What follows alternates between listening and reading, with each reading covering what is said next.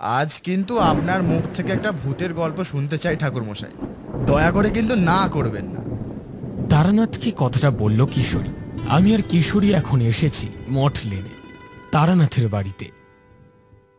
ছুটির দিন বিকেলবেলা, বাইরে তখন টিপ টিপ করে বৃষ্টি পড়ছে। বৃষ্টিটা শুরু হলো এখন আমরা আসার পরে। আমরা আসার সময় বৃষ্টি না পড়লেও আকাশ মেঘলা ছিল, তাই ছাতাটা সঙ্গে এনেছি। প্রবল বৃষ্টি শুরু না হলে হয়তো বাড়ি যাওয়ার সময় তেমন অসুবিধা হবে না। আসার সময় সামনের তেলে ভাজার দোকান থেকে কিশোরী নিয়ে এসেছিল গরম ভাজা চপ, আর আমি তারানাথের জন্য নিয়েছিলাম একটা প্যাকেট পাসিংশো। অনেকদিন পরে আসছি তারানাথের বাড়িতে, এটুকু না নিলে হয়? আমাদেরকে দেখে তারানাথ তো মহা খুশি হলো, আমাদের খাতির করে বসতে দিল। পাশের ঘরে গিয়ে আমাদের জন্য নিজেই মুড়ি মেখে নিয়ে এলো, আর সঙ্গে আমাদের আনা চপ। তারানাথের সাথে নানা বিষয় নিয়ে কথা হলো। চারির কথা জিজ্ঞাসা করাতে তারানাথ বলল, চারি আর চারির ছেলে দুজনেই ভালো আছে, শ্বশুর বাড়িতে মন দিয়ে ঘর সংসার করছে। অনেকদিন আসেনি সে এই মঠ লেনের বাড়িতে। ও বাপটার কথা হয়তো তার মনেই পড়ে না। তারানাথের এই কথা শুনে চারিকে অনেকদিন না দেখতে পাওয়ার জন্য তার মধ্যে যে এক গভীর দুঃখবোধ আছে তার প্রকাশ পেল। তো কথায় কথায় কিশোরী বলল, ঠাকুরমশাই, আজ এই বৃষ্টির দিনে চপ মুড়িয়ার সাথে যদি একটা ভূতের গল্প হয় তবে কিন্তু একেবারে জমে যাবে ব্যাপারটা। তা তোমরা যখন গল্প শুনতেই চাইছো, তখন আর তোমাদের এইটুকু আবদারকে আর কি করে উপেক্ষা করি বলো? আমাদেরকে বলল তারানাথ। আসলে কি বলো তো, ভূত প্রেত দত্তি দানব ব্রহ্মদৈত্যী সকলের সাথেই আমার মোটামুটি আলাপ হয়েছে। তন্ত্র সাধনার পথ বড়ই দুর্গম পথ। এই পথে চলতে গেলে অনেক ভয়ানক পিশাচেরই সম্মুখীন হতে হয়, তবেই তো তন্ত্র সাধনার পথে সিদ্ধি লাভ হয়। আর আমি যেহেতু তান্ত্রিক ছিলাম, তাই আমার বাড়িতেই অনেক দুষ্ট আত্মাকে তাড়ানোর জন্য আমার ডাক পড়ত। তাদের কেউ কেউ আবার অতীব ভয়ানক ছিল। তাদেরকে সেই বাড়ির সীমানা থেকে দূর করতে আমার মাঝে মাঝে যথেষ্ট পরিমাণ বেগ পেতে হতো। তবে মধুসুন্দরী দেবীর আশীর্বাদ ছিল আমার ওপর। কখনো কোনো দুষ্ট আত্মা বা ভয়ানক পিশাচ আমার কোনো রকম ক্ষতি করতে পারেনি। মধুসুন্দরী দেবীর কথা তো তোমাদের বলেছি। সেই 3টে মাস ছিল আমার জীবনে পরম সুখের 3টে মাস। আচ্ছা, তা তোমাদের যেটা বলছিলাম, একবার এক শাকচুন্নির কবলে আমাকে পড়তে হয়েছিল। কবলে মানে একজন গৃহবধূকে শাকচুন্নিতে ভর করেছিল। শাকচুন্নি কাকে বলে জানো তো? যদি কোনো গ্রাম্য গৃহবধূ অকালে মারা গিয়ে থাকেন বা কোনো কারণে আত্মহত্যা করেন, তবে তার অতৃপ্ত আত্মা বাসা বাঁধে কোনো গাছের ডালে। সূর্য ডোবার পর অর্থাৎ সন্ধেবেলাতে যদি কোনো গৃহবধূ সেই গাছের তলা দিয়ে যায়, তবে সেই শাকচুন্নি অর্থাৎ সেই গৃহবধূর অতৃপ্ত আত্মা ভর করে তার উপর। আর সেই গৃহবধূ নানান রকম অদ্ভুত কাজ করতে থাকে। তো সেই রকম ভর করা শাকচুন্নিকে তাড়ানোর জন্য আমার ডাক পড়েছিল। সেই গল্পই এখন তোমাদের বলছি, শোনো। দাঁড়াও, তার আগে একটা পাসিংশো ধরিয়ে নি। তারানাথ একটা পাসিংশো ধরালো। আমরা তখন তারানাথের মুখ থেকে গল্প শোনার জন্য অধীর আগ্রহে অপেক্ষা করছি। তো তখন ছিল মাঝরাত। আমি তখন আমার বাড়িতে ঘুমোচ্ছিলাম।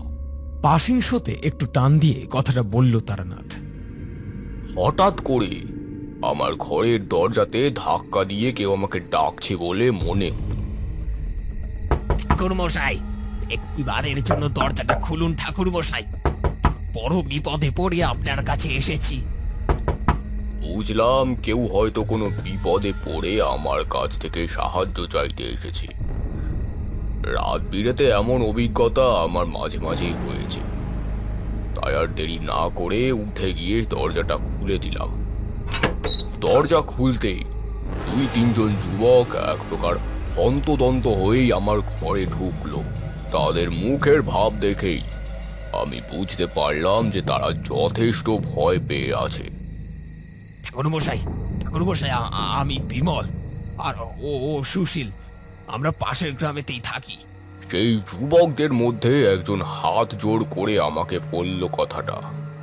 ওরই জন্য আমরা এখানে এসেছি। আসলে আসলে ওর বউকে ভূতে ধরেছে। ভূতে ধরেছে? বেশ অবাক হয়েই তাদেরকে বললাম কথাটা। ঠাকুরমশাই, আমার বউটাকে বাঁচান, ওকে ওকে এই পেতনির হাত থেকে রক্ষা করুন ঠাকুরমশাই। আমি আমি আপনার পায়ে ধরি। কথাটা বলে সেই সুশীল নামের ভদ্রলোক আমার পা ধরার জন্য আমার দিকে এগিয়ে আসছিলেন। আমি তাকে একটু বাধা দিয়েই বললাম, আরে আরে, এ কি করছেন? দয়া করে এমনটা করবেন না। আপনারা যখন আমার কাছে এসেছেন তখন আমি নিশ্চয়ই আপনাদের সাহায্য করব, কিন্তু তার আগে যে সমস্ত কথা বলতে হবে আপনাদেরকে, আপনার স্ত্রী সম্পর্কে বা আপনার হঠাৎ কেন মনে হলো যে ওনাকে ভূতে ধরেছে, সে কথা আমাকে সমস্ত খুলে না বললে আমি কিছুই করতে পারবো না। আমার কথা শুনে দেখলাম সুশীলবাবু একটু আশ্বস্ত হলেন। আমাকে বললেন, বলছি ঠাকুরমশাই আপনাকে, আমার বউটা খুব ভালো ছিল জানেন। তার নাম যেমন লক্ষ্মী, রূপে গুণে তেমন লক্ষ্মী ছিল। বাড়ির সমস্ত কাজকর্ম, সমস্ত দায় দায়িত্ব একাই সামলাতো।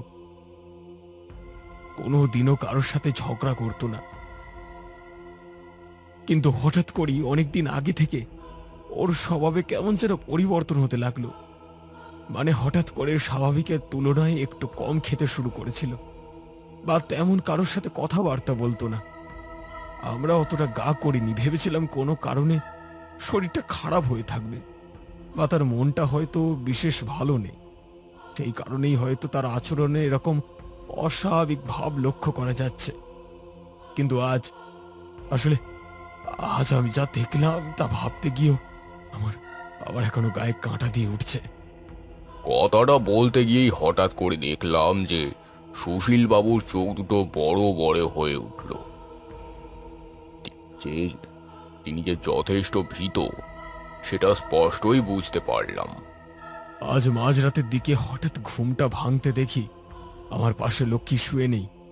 প্রথমটা না ঘাবড়ালেও অনেকক্ষণ পর যখন দেখলাম সে ঘরে ঢুকলো না, তখন আমি বেশ অবাকই হলাম আর উঠে বেরোলাম ঘর থেকে।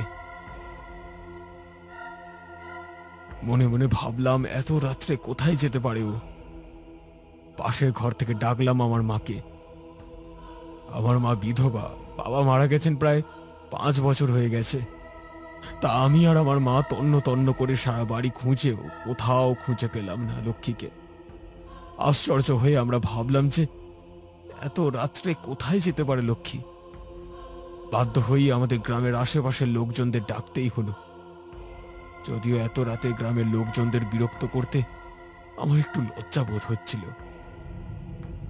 তবুও সবাই মিলে তন্ন তন্ন করে খুঁজেও কোথাও পাচ্ছি না লক্ষ্মীকে। শেষ পর্যন্ত তাকে দেখলাম গ্রামের প্রায় শেষ মাথাতে। কিন্তু যে দৃশ্য দেখলাম তাতে আমরা সকলেই অবাক হয়ে গেলাম। আমরা গ্রামের সকলেই দেখলাম গ্রামের শেষ মাথাতে থাকা একটা নারকেল গাছের একটা ডালে বসে লক্ষ্মী তার পা দোলাচ্ছে, আর এক মনি যেন কি সব বিড়বিড় করে বকে চলেছে। আমার দিকে বা গ্রামের কারোর দিকেই তার কোনো ভ্রুক্ষেপ নেই। এক মনি যেন খুব মৃদু স্বরে কারোর সাথে কথা বলে যাচ্ছে। লক্ষ্মীকে এই অবস্থায় দেখে একই সাথে আমার মনে ভয় আর বিস্ময় উভয়ের উদ্বেগ হলো। কারণ নারকেল গাছের ডাল খুব মজবুত হয় না, সেখানে বসে থাকা খুব কষ্টের আর বিপদেরও। এগি লক্ষ্মী, তুমি ওখানে বসে আছো কেন? নেমে এসো, নেমে এসো।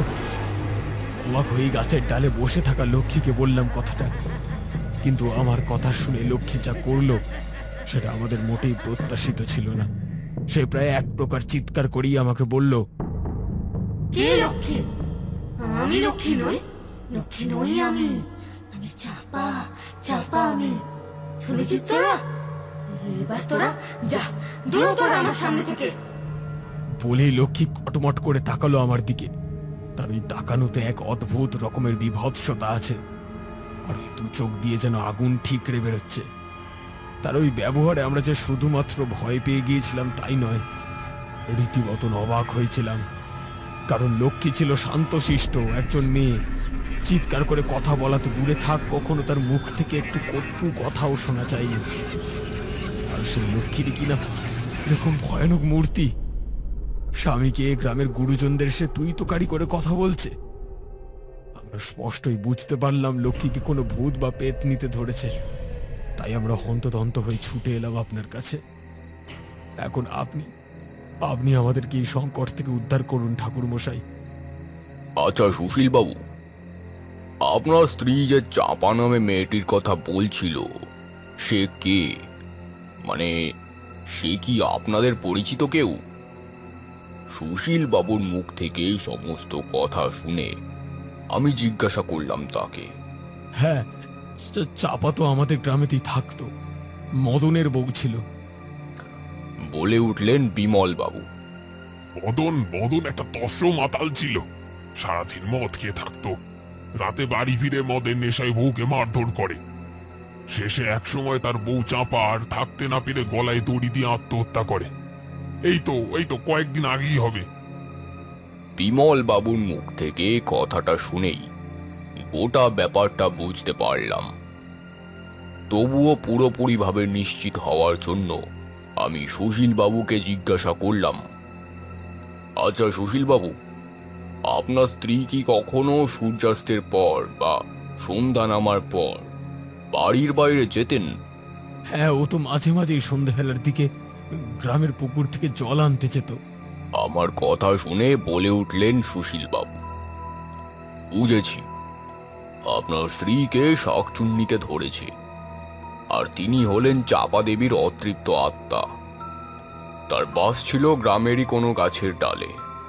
সন্ধেবেলা সেই গাছের তলা দিয়ে যাওয়ার সময় আপনার স্ত্রীকে ধরেছে শাকচুন্নিতে।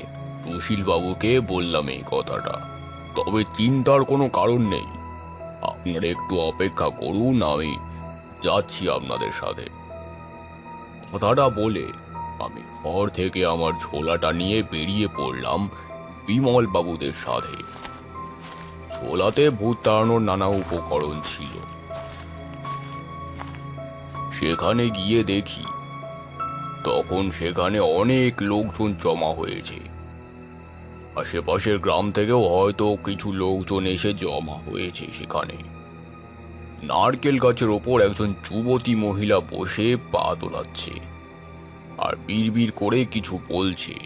আমি নামবো না, যাবো না আমি এখান থেকে কোথাও। তোরা চলে যা, সবাই চলে যা। মা, তুমি নেমে পড়ো এই গাছ থেকে। এই গাছে বসে থাকা তোমার পক্ষে নিরাপদ নয়। আমার কথা শুনে হঠাৎ করেই লক্ষ্মী দেবী কটমট করে তাকালেন আমার দিকে আর চিৎকার করে বললেন, আমি নামবো না এই গাছ থেকে, নামবো না আমি। তুই চলে যা এখান থেকে। কথাটা বলেই হঠাৎ করেই হাত বাড়িয়ে গাছ থেকে একটা নারকেল পেড়ে সেটা ছুঁড়ে মারলেন আমার দিকে। আমি একটু সাবধানী ছিলাম বলে আর ঠিক সময় সরে গিয়েছিলাম বলে সেই নারকেলটা লাগেনি আমার গায়ে। এবার আমিও বুঝতে পারলাম যে লক্ষ্মী দেবীকে যে ভর করেছে সে কোনো সাধারণ শাকচুন্নি নয়। তাই আমিও বেশ একটু গলা চড়িয়েই বললাম, তবে রে, তুই নামবি না? দাঁড়া, তোর মজা দেখাচ্ছি। আমি ঝোলা থেকে আমার নিজের বানানো কাঁচা হলুদ, কালো জিরে আর শুকনো লঙ্কার গুঁড়োর এক ধরনের মিশ্রণ বার করে ছুঁড়ে মারলাম সেই শাকচুন্নির দিকে। এই মিশ্রণ যে কোনো ভূত বা পেতনির ভয় পাওয়ানোর জন্য এক মহার্ঘ টোটকা। মিশ্রণটা তার শরীরে যেতে পরিত্রাহী চিৎকার করে উঠল সেই শাকচুন্নি। বাঁচাও আমাকে, ছেড়ে দে আমাকে। ছেড়ে দিতে পারি, তবে বল, আমি যা বলবো সব শুনবি। সব শুনবো, সব শুনবো, যা বলবি তাই শুনবো। বুঝতে পারলাম সেই টোটকাতে যথেষ্ট কাজ হয়েছে, তাই এই সুযোগে সেই শাকচুন্নিকে বেশ উঁচু গলাতেই বললি, তবে তুই নেমে আয় সেই গাছ থেকে, নেমে আয় বলছি। এক্ষুনি নেমে আসছি, এই এই এই নেমে পড়লাম। কথাটা বলে সে এক লাফ দিয়ে নেমে পড়ল গাছ থেকে। তার এই লাফ দেওয়া দেখে গ্রামের সকলেই ভয় পেয়ে গেলেও আমি একটুও চিন্তিত ছিলাম না, কারণ আমি জানতাম যে যিনি লাফ দিচ্ছেন তিনি লক্ষ্মী দেবী নন, তার শরীরে ঢুকে থাকা চাপা দেবীর শাকচুন্নি। এই নেমে পড়েছি, এবার কি করতে হবে বলুন আমাকে। গাছ থেকে নেমে 2 হাত জোর করে বেশ শান্ত গলাতেই আমাকে কথাটা বলল শাকচুন্নি। বুঝতেই পারলাম আমার সেই টোটকাতে সে এখন ভয়ার্ত হয়ে রয়েছে। আমাকে বল, তুই কেন ধরেছিস এই ভদ্রমহিলাকে? কি ক্ষতি করেছিল ও তোর? কোনো ক্ষতি করেনি তো আমার, আমার কি ক্ষতি করবে? কথাটা বলেই ফিক করে একটু হেসে উঠল শাকচুন্নি। তার সেই হাসিতে সকলেরই গা জ্বলে যাবে। আসলে আমার একটু ইচ্ছে করছিল, গাছের নিচ দিয়ে যাচ্ছিল, তাই ভাবলাম একটু ওর উপর ভর করি আর কি। এই শরীর ছেড়ে তুই এই মুহূর্তে চলে যা। বেশ রাগত ভাবেই কথাটা বললাম তাকে। যাব? কিন্তু কেন যাব? যদি না যাই তবে কি করবি বল, কি করবি? বেশ রসিকতার সুরেই আমাকে কথাটা বলল সে। বুঝতেই পারলাম আমাকে রাগিয়ে দেওয়ার জন্যই কথাটা বলছে সে। আমিও চিৎকার করে বললাম, তবে রে, এত বড় সাহস তোর এ কথা বলার? দাঁড়া, এখনই তোর মজা দেখাচ্ছি। কথাটা বলে আমি আমার সেই ছোলা থেকে আবার সেই মিশ্রণটা বার করার জন্য হাত ঢুকিয়েছি, আর ঠিক তখনই সেই শাকচুন্নি হাউ মাউ করে কেঁদে উঠে আমাকে বলল, না, আমাকে মাফ করে দিন, দয়া করে আমাকে মাফ করে দিন, আমি এক্ষুনি চলে যাচ্ছি এই শরীর ছেড়ে। বেশ, তুই বলছিস যখন তোকে ক্ষমা করে দিলাম, তবে তুই কথা দে তুই চলে যাবি এই শরীর থেকে, আর কখনো আসবি না এই শরীরে। বেশ, আপনি যা বলবেন তাই হবে, আমি তাই শুনবো।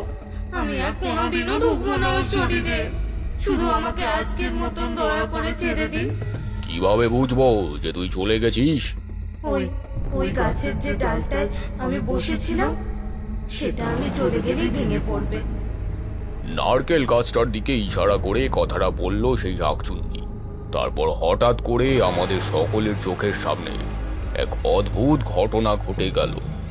হঠাৎ করে এক প্রবল হেঁচকি তুলে প্রায় অজ্ঞান হয়ে মাটিতে পড়ে গেলেন লক্ষ্মী দেবী, আর তার প্রায় সঙ্গে সঙ্গেই নারকেল গাছের একটা ডাল মরমর করে ভেঙে পড়ে গেল। আমি বুঝতে পারলাম সেই শাকচুন্নি চলে গেছে লক্ষ্মী দেবীর শরীর থেকে।